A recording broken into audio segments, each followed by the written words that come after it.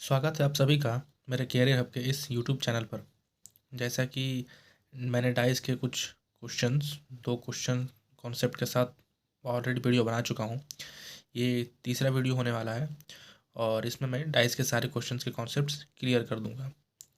तो ये क्वेश्चन हमारे सामने है और जैसा कि क्वेश्चन के कॉन्सेप्ट हमें पता है, अपोजिट फाइंड करने से हमारा क्वेश्चन सॉल्व हो जाएगा आसानी से। जैसा क्वेश्चन है, 3 के अपोजिट जो भी नंबर होगा, यानी 3 के अपोजिट 5 और 1 के अपोजिट 4 और 6 के अपोजिट 2 लिख लेते हैं ऐसे।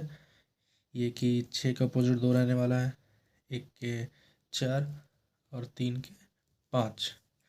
इसी के तहत क्वेश्चन सॉल्व कर दिया जाएगा। पहला क्वेश्चन पर आते हैं। तो पहला क्वेश्चन 5 और 3 साफ साफ हमें नज़र आ रहा है कि 5 और 3 यानी 3 5 ये अपोजिट होगा, तो ये तो गलत हो गया, इसे आगे नहीं पढ़े लेके चलेंगे। और फिर ये 4 1 और 3, तो 4 और 1 हमने देखा कि 4 और 1 अपोजिट होंगे, तो ये भी गलत।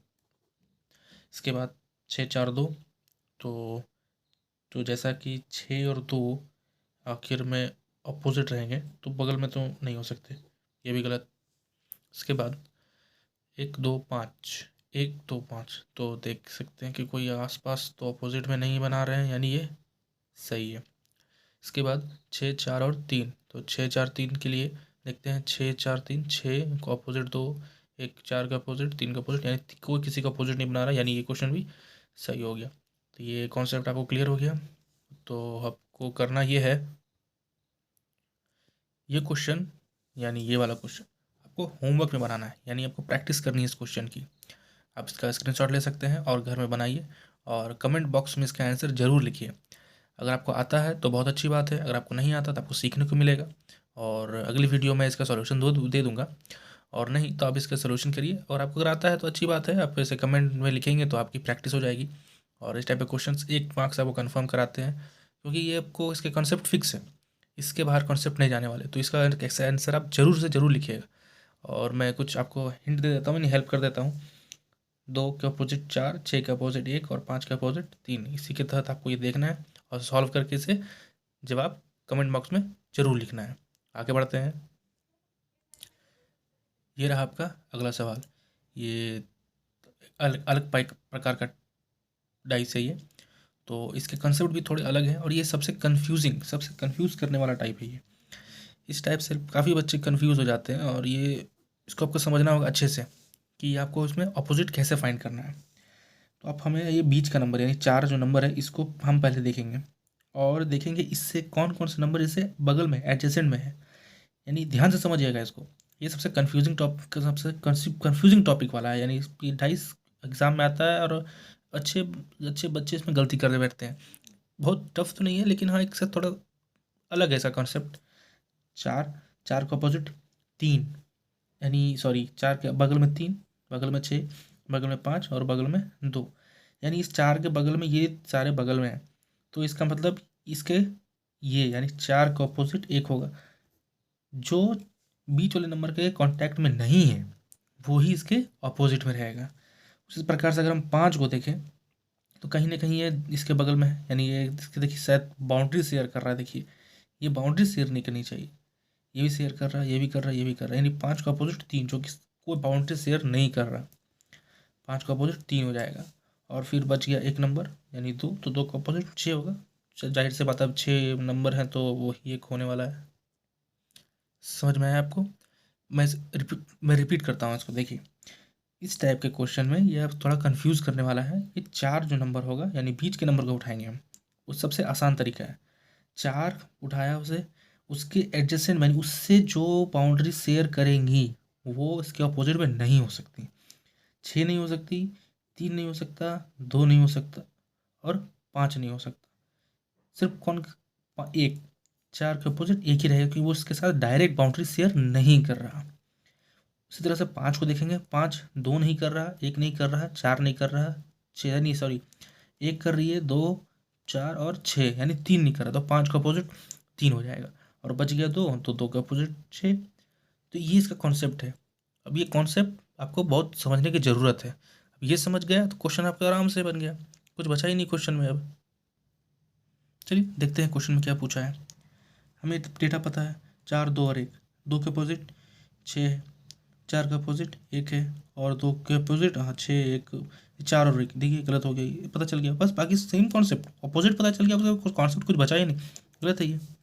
3 6 और 4, तो 4 6 का अपोजिट 2 होगा, 3 के अपोजिट 5 है, 4 का अपोजिट 1 है, यानी कोई बगल में नहीं है, सारी ये सही है, सही बिल्कुल आराम से बन गया।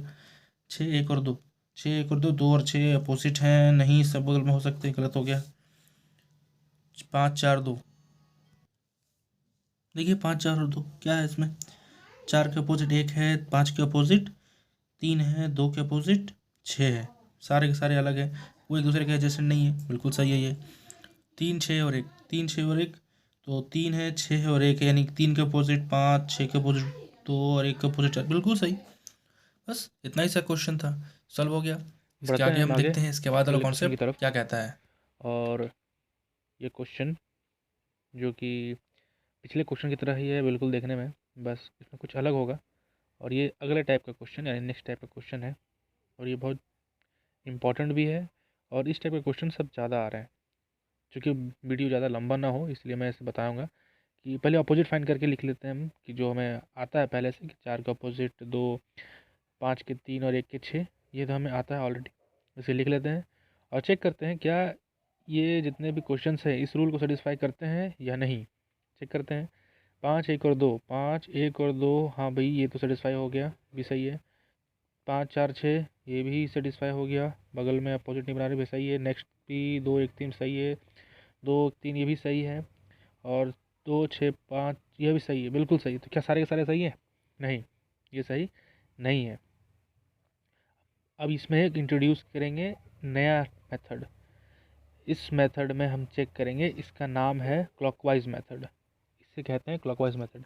इसमें करना ये होता है कि जो क्वेश्चन है उससे हम एक डायरेक्शन में लेकर चलते हैं, और उसके नेक्स्ट उसी के सेम नेक्स्ट क्वेश्चन में मिलाकर उसे चेक करते हैं। जैसे कि पहला क्वेश्चन अगर हम देखते हैं तो ये नंबर दिए हुए हैं 1 5 और 2, या सॉरी इसे क्लॉकवाइज डायरेक्शन में चलेंगे। इसके साथ आपको पहले चेक करना होगा कि अपोजिट वाले रूल के साथ तो सही है या नहीं है, मैंने उसको चेक करना है, उसके बाद इसको भी चेक करना है। तो जैसे हम देखते हैं कि 1 2 और 5, 1 2 और 5, 1 2 5, ये क्लॉकवाइज डायरेक्शन। आप किसी भी शुरू कर सकते हैं, आप 2 से शुरू कर सकते हैं, 5 से शुरू कर सकते हैं और 1 से शुरू कर सकते हैं।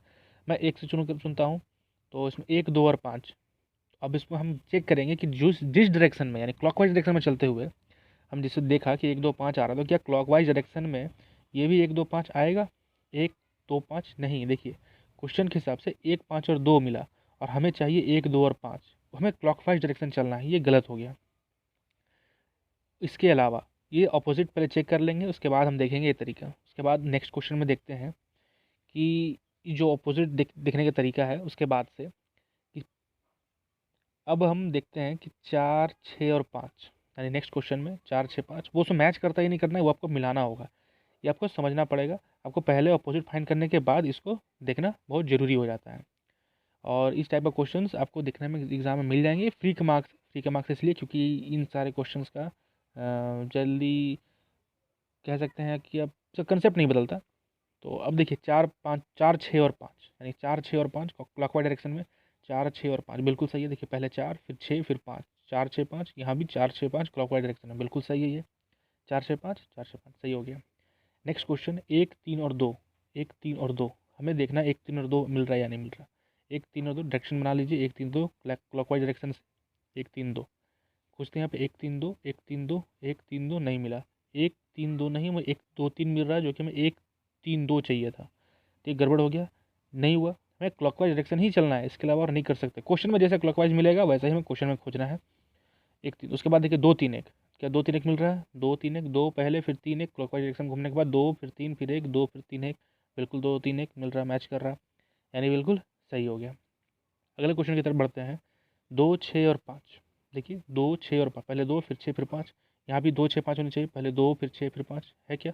नहीं, पहले 2 5 और 6 मिला हमें, जो कि नहीं, गलत है। क्यों गलत है? क्योंकि हमें क्लॉकवाइज डायरेक्शन में जाना है, हमें ये क्लॉकवाइज डायरेक्शन होगा तो ही सही होगा।